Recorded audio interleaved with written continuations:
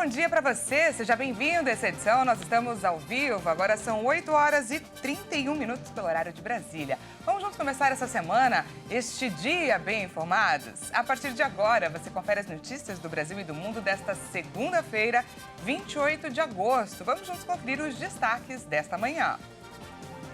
Após viagem à África, Lula volta ao Brasil com foco na reforma ministerial. Anvisa faz recomendação para não trocar marca de remédio genérico durante o tratamento. Análise genética de corpos confirma a morte de Prigozhin, chefe do grupo paramilitar russo em acidente aéreo. E a gente vai falar da importância da fé aliada à psicologia para o combate à depressão. Você confere tudo isso e muito mais a partir de agora. A reforma ministerial deve se concretizar com o retorno do presidente Lula ao Brasil. O ministro das Relações Institucionais, Alexandre Padilha, afirmou que já há uma decisão tomada sobre as mudanças na esplanada. Vamos conferir. Aguardada há meses pelos parlamentares, a reforma no comando das pastas da esplanada dos ministérios deve ser concretizada nos próximos dias. O presidente Lula passou a última semana na África do Sul, onde participou da 15ª cúpula do BRICS, e retoma a agenda política nesta semana. O ministro das Relações Institucionais, Alexandre Padilha, afirmou que Lula já tem uma decisão tomada sobre as mudanças na esplanada. De acordo com Padilha, as alterações devem contemplar os partidos que votaram de forma favorável ao marco fiscal, aprovado na Câmara dos Deputados, e de outras pautas econômicas da agenda do governo. Nas últimas semanas, o governo já acenava com mudanças. As alterações têm o objetivo de formar maioria no Congresso Nacional, onde a maior parte dos parlamentares tem perfil conservador. Após uma série de reuniões, os líderes partidários e o presidente da Câmara dos Deputados, Arthur Lira, decidiram pela votação de matérias prioritárias para a agenda econômica do governo.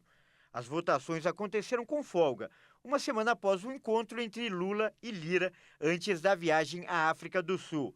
No encontro, os dois acordaram os ajustes finais das alterações na esplanada e, dias depois, os líderes deram sinal verde para apreciação dos projetos. Agora o governo deve escolher indicações do Republicanos e do PP. As pastas de destino dos parlamentares ainda não foram definidas. O tenente-coronel Mauro Cid prestará um novo depoimento à Polícia Federal nesta segunda-feira. O ex-ajudante de ordens do ex-presidente Jair Bolsonaro é esperado às 10 horas da manhã na sede da PF em Brasília. O militar será ouvido dentro do inquérito que apura as ações do hacker Walter Delgatti Neto. Em depoimento à CPMI do 8 de janeiro, Delgatti afirmou que se encontrou com Bolsonaro no Palácio da Alvorada em agosto de 2022. Os dois teriam conversado sobre a possibilidade do hacker invadir as urnas eletrônicas. A PF quer entender, por meio de Mauro Cid, o que foi discutido nesta reunião, já que o tenente-coronel também participou desse encontro. E mudando de assunto, a Anvisa recomenda não trocar a marca de medicamento genérico durante os tratamentos. As diferenças dos fabricantes podem afetar a absorção, o metabolismo ou a eliminação do remédio no organismo, com eventuais alterações na eficácia e também na segurança da terapia. A maioria dos consumidores tem a mania de chegar na farmácia para comprar um remédio e optar pelo mais barato. Essa rotina, aliás, faz parte de milhões de brasileiros. O preço menor é normalmente a razão pela qual as pessoas optam por genéricos e similares. Também existe a questão da disponibilidade, já que não é sempre que vai se encontrar o mesmo medicamento. Poucas são as pessoas que conseguem comprar sempre o mesmo. Mas a Agência Nacional de Vigilância Sanitária afirmou que não se deve trocar o fabricante de medicamentos genéricos e similares durante os tratamentos. A farmacêutica que fabrica um genérico ou similar precisa demonstrar à Anvisa, por meio de estudos novos científicos, que o produto dela é intercambiável com o da empresa detentora da patente do primeiro medicamento desenvolvido para aquela doença, o chamado referência. Segundo a Anvisa, os medicamentos genéricos não podem ser considerados intercambiáveis entre si e com similares porque eles não fizeram essa demonstração experimental.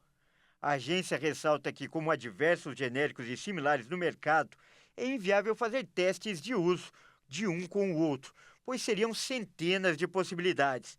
Apesar de terem o mesmo princípio ativo, Fabricantes de genéricos e similares têm diferentes fornecedores de matérias-primas.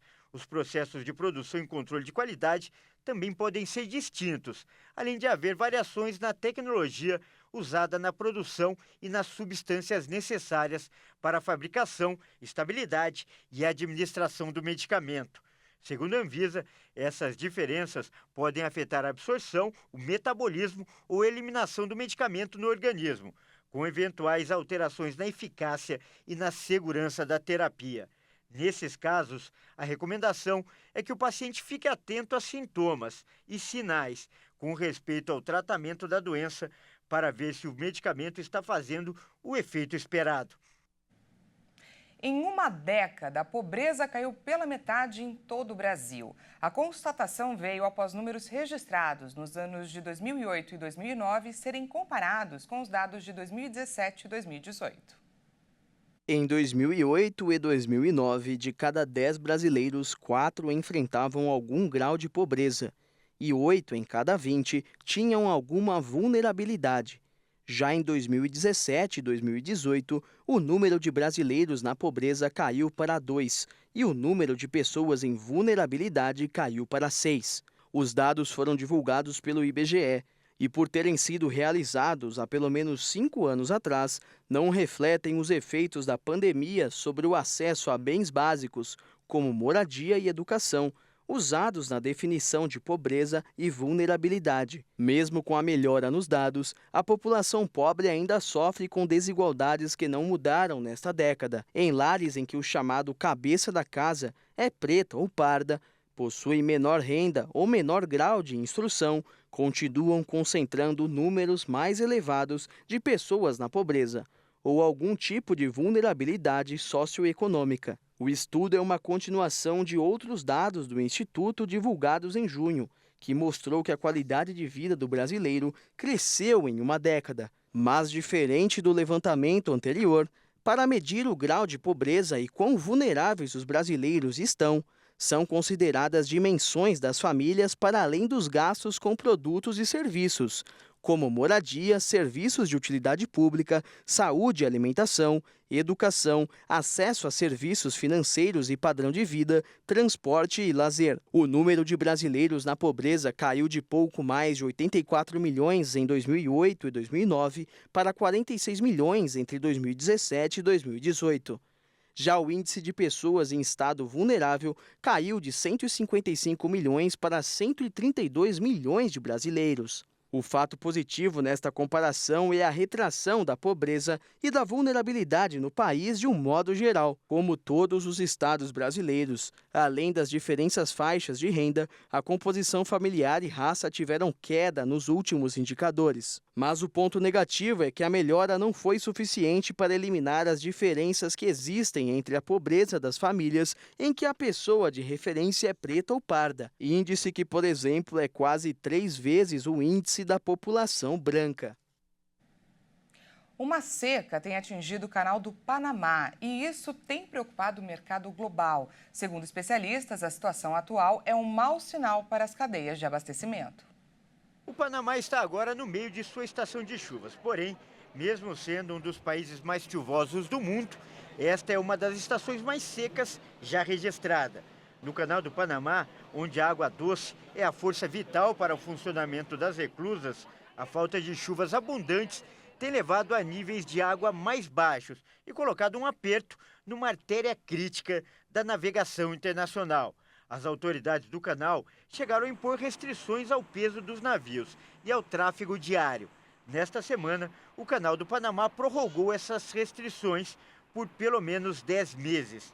Segundo especialistas, quer seja devido ao clima, às condições meteorológicas, à geopolítica ou a qualquer outra circunstância imprevista, qualquer aumento nos pontos de estrangulamento marítimo pode significar problemas para as redes globais de abastecimento, que têm funcionado muito melhor desde as convulsões da era pandêmica. E nesse fim de semana, as praias mediterrâneas da Espanha foram atingidas por fortes tempestades. E isso depois de um verão marcado pelas altas temperaturas na Europa. Um temporal sacudiu a costa mediterrânea da Espanha. As chuvas intensas e as rajadas de vento de até 120 km por hora afetaram as Ilhas Baleares, a Catalunha e a Comunidade Valenciana. A imprensa informou que houve feridos leves, enquanto foram registradas ruas inundadas e árvores arrancadas pelo vento ou pela água. O órgão responsável pelos aeroportos do país informou que mais de 20 voos foram cancelados e vários outros procedentes das Ilhas Baleares tiveram as rotas alteradas. Este episódio meteorológico, acompanhado de uma queda repentina nas temperaturas, ocorre depois de terminar na última quinta-feira a quarta onda de calor do verão espanhol. O país ibérico sofreu nos últimos meses com diversos incêndios florestais que destruíram milhares de hectares.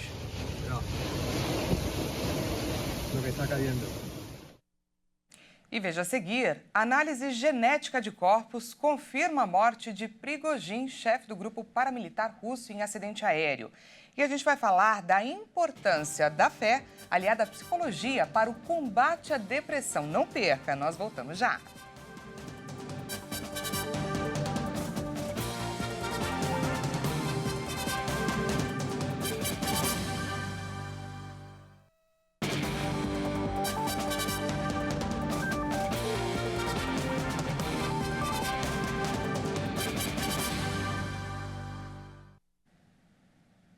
Seja bem-vindo mais uma vez, nós estamos de volta e ao vivo, agora são 8 horas e 44 minutos pelo horário de Brasília. Voltamos com mais destaques desta segunda-feira para você.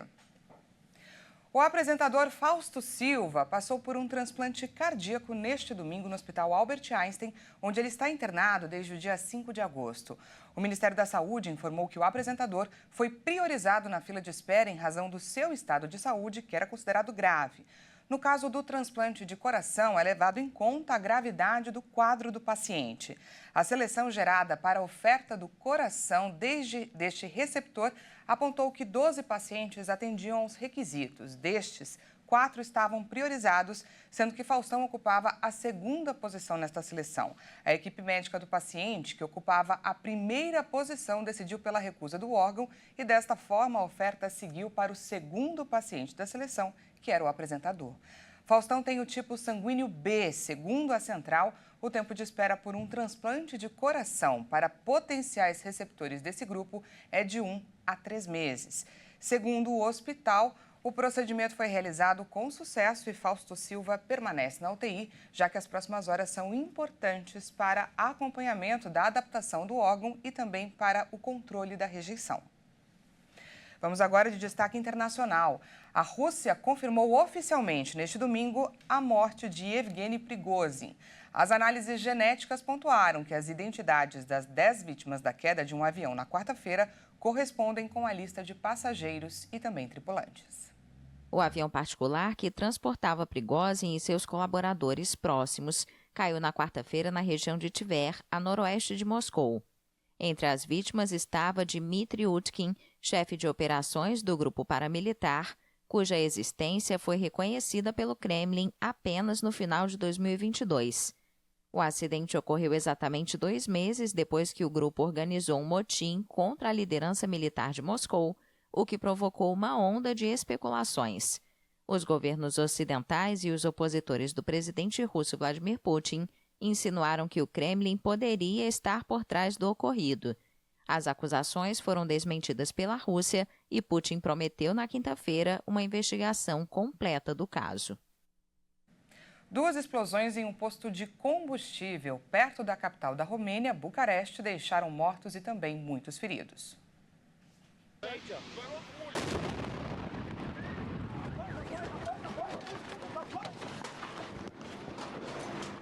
As autoridades informaram neste domingo que a maioria dos feridos são bombeiros que tentavam controlar as chamas após a primeira explosão, quando uma segunda foi registrada. As razões do incêndio ainda são desconhecidas e o Ministério Público abriu uma investigação.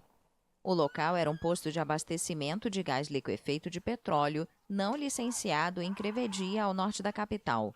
A empresa proprietária do posto perdeu a autorização de funcionamento em julho de 2020, após serem descobertas diversas irregularidades. Depois, o local era usado como estacionamento de caminhões cisterna da empresa, mas há informações de que os funcionários continuavam fazendo operações de transferência de gás. A inspeção para situações de emergência informou em um comunicado que mais de 20 veículos do Corpo de Bombeiros foram mobilizados para apagar as chamas e evacuar os habitantes em um raio de 700 metros. Milhares de pessoas fizeram uma manifestação no Níger em apoio à expulsão do embaixador francês. Não é a primeira vez que os africanos se posicionam contra a presença francesa no país. Num estádio com capacidade para 30 mil pessoas, 2/3 das arquibancadas estavam lotadas de manifestantes que agitavam as bandeiras do Níger, da Argélia e da Rússia. O movimento acontece um dia depois que os militares exigiram ao embaixador francês que abandonasse o país no prazo de 48 horas. As declarações e manifestações contra a França se multiplicaram desde então. A França respondeu que os golpistas não têm autoridade para fazer este pedido e que a permissão do embaixador depende apenas das autoridades legítimas do Níger. O novo regime acusa a ex-potência colonial de preparar uma intervenção militar para devolver o poder ao presidente deposto Mohamed Bazoum e de influenciar a comunidade econômica dos estados da África Ocidental, que aumentou a pressão sobre Niamey. Cerca de 1.500 soldados franceses estão destacados no Níger, no âmbito da luta contra grupos jihadistas que operam na região do Sahel há anos. Um estudo da Universidade Estadual de Campinas, a Unicamp, apontou que cerca de 1/3 dos brasileiros adultos com 50 anos ou mais apresenta sintomas depressivos. E para cuidar do problema, fé e ciência têm sido utilizadas em conjunto. Vamos conferir na reportagem do Leonardo Félix.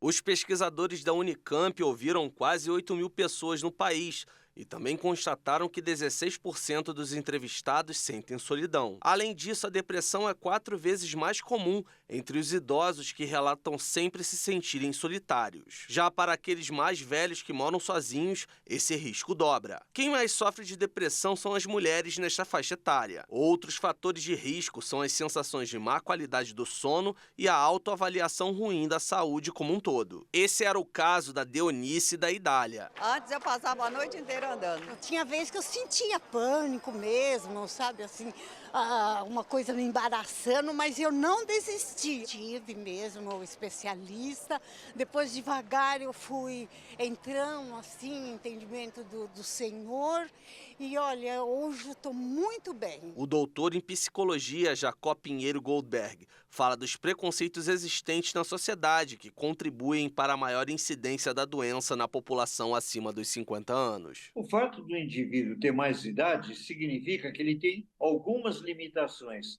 mas, de outra parte, ele tem outros requisitos, inclusive da experiência, do conhecimento e assim por diante, que contrabalançam socialmente. É só a ignorância e o medo que muitas vezes sobrecarrega essa condição da senectude, da velhice. E qual é o medo? A ideia de que quando o indivíduo vai envelhecendo, por uma lei natural, ele vai se aproximando da morte. Fé e psicologia andam lado a lado para curar as pessoas da depressão. O pastor Jaime de Amorim Campos, da Igreja Internacional da Graça de Deus, defende o tratamento especializado da doença, mas sempre com o apoio da Palavra de Deus e da ação transformadora do Senhor Jesus. Geralmente a depressão ela vem acompanhada de ataque de pânico, ataque de ansiedade e conflito na mente, confusão nos pensamentos. E essa população tem que se adequar à realidade da vida e começam a ficar isolados, muita coisa, começam a morar sozinhos. Mas não é só isso, não. Tem gente que está cercada de pessoas e está com depressão. Eu vejo que atrás disso sempre há um cunho espiritual.